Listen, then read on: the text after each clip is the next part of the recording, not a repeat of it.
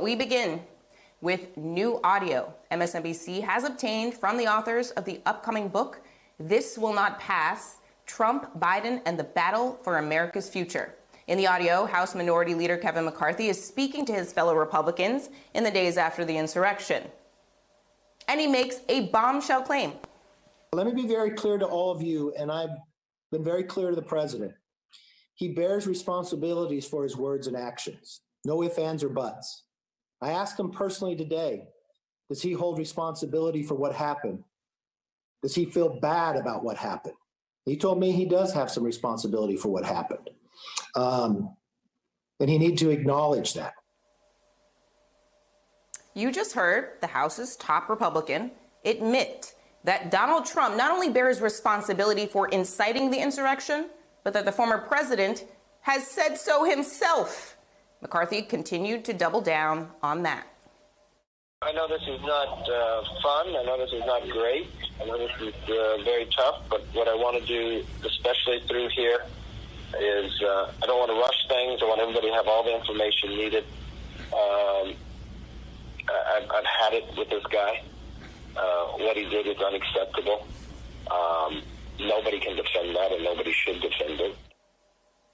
This audio from Kevin McCarthy is shocking, but not necessarily unprecedented. In fact, there's been another high-profile Republican who's used the exact same language in condemning Donald Trump for inciting the insurrection.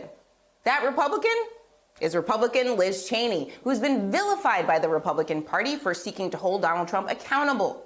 Kevin McCarthy helped lead the crusade against her. He supported her losing her leadership role within the party and most recently endorsed her primary challenger, despite the fact that he's espoused what appears to be the exact same views as Liz Cheney, except it was behind closed doors, of course. All this comes on the heels of the reporting earlier this week from the New York Times that McCarthy vowed to drive Donald Trump out of politics and that he would recommend Trump resign from office. McCarthy has denied that reporting as totally false. But actually, in a separate piece of audio, there's more than one tape, also obtained by MSNBC, of a phone call between McCarthy and his leadership team. Those tapes suggest McCarthy wasn't telling the truth with his denial either. The only discussion I would have with him is that I think this will pass, and it would be my recommendation we should resign. You just heard Kevin McCarthy tell Liz Cheney that he would recommend that Donald Trump resign from office. And we don't know who leaked all of these clips. Cheney has denied that it's come from her, so has Republican Whip Steve Scalise. But boy, I mean, don't you think this highlights the hypocrisy of the GOP? And what's clear is that we have likely reached a new phase in this investigation. Joining me to unpack all of this drama is Tim Miller. He's the writer-at-large at The Bulwark, and MSNBC political analyst Harry Litman, former U.S. attorney. Harry, I want to start with you. These reports and audio clips suggest that both Kevin McCarthy and Mitch McConnell knew that Trump was guilty of seeking to overthrow our government, but they didn't do anything about it. We've all suspected that that was the case, but now we have actual proof. Speak to the significance of these new revelations. Yeah, look, they don't suggest it. They make it 100% clear. If this isn't impeachable, says McConnell, I don't know what is.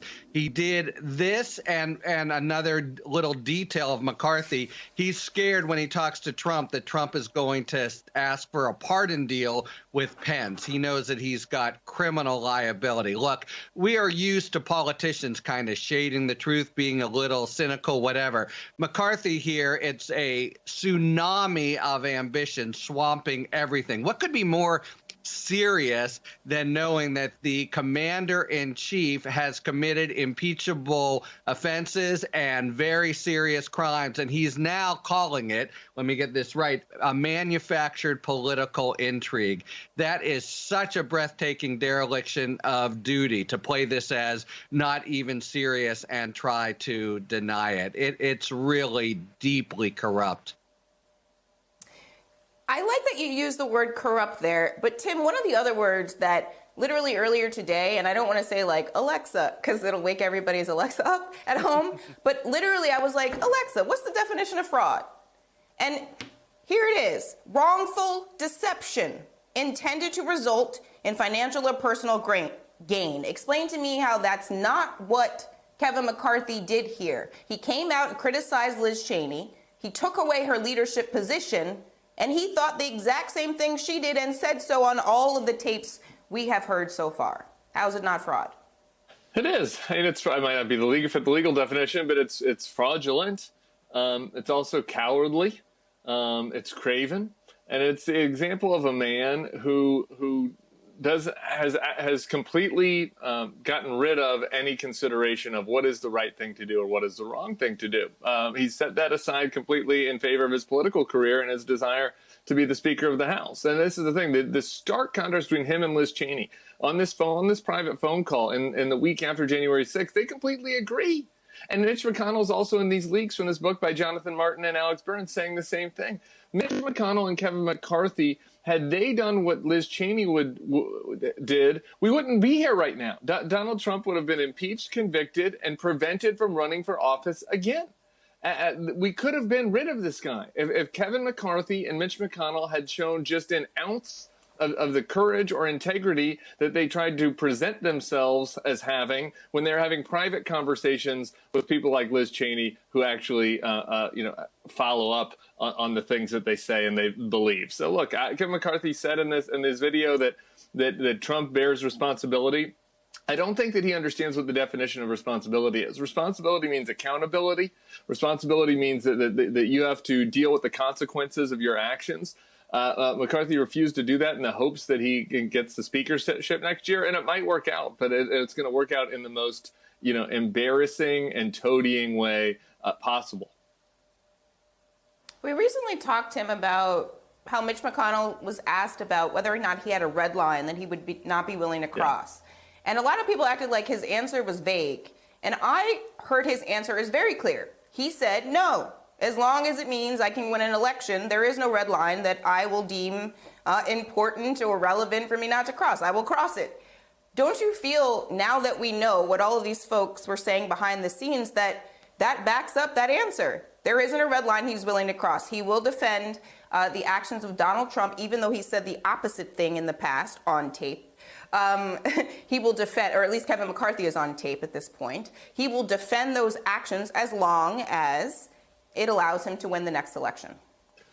Yeah, I thought that's why that was such a great question from Jonathan Swan, because McConnell was stumped by it, and his lack of an answer, his unclear answer, gave a clear answer to what his moral framework is. To your point, Zerlina, which is that he does have no red lines, and I think this is why McConnell is the example of the worst of all of these people. Because Mitch McConnell saw what happened on January 6th clearly. He understood that Donald Trump was morally responsible for it. He understood that the 5 people that are dead as a result of what happened on January 6th are dead only because of the actions of Donald Trump. He saw this 100% clear-eyed, and then a few days later he decided that for political reasons, that's not a red line for him. He can go along with that. Doesn't matter that Donald Trump's responsible for an attack on our Capitol, the deaths of 5 people, the injuries of dozens of police officers. He doesn't care as long as he can stay in power.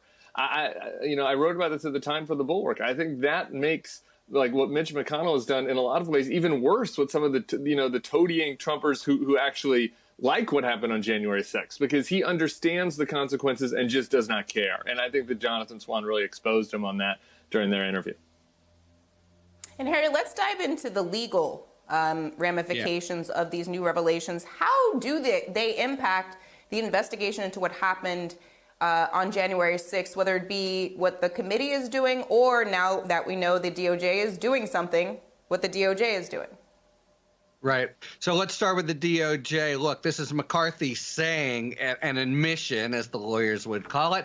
Trump says, I bear some responsibility. So all the denials, all the I thought this was all perfect. There's been some suggestion, maybe he really believed it. Obviously he doesn't. So that's very, very potent evidence. Now on 1-6, look, McCarthy has tried to hold off and really play the 1-6 inquiry as just a sort of political sideshow.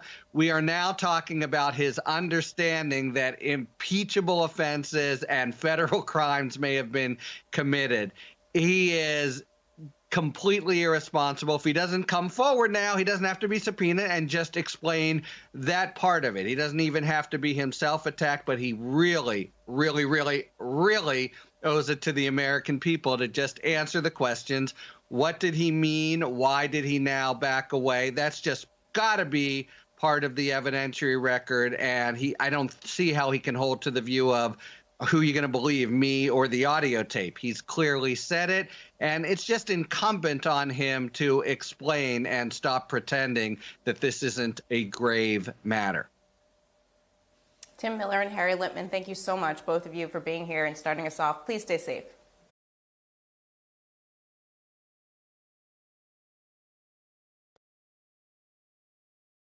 Hi, I'm Zerlina Maxwell. Thanks for checking out our channel on YouTube.